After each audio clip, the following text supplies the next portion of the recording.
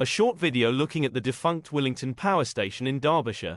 Once fed by merry-go-round coal trains from the Nottinghamshire and Derbyshire coalfields, closure came in 1999.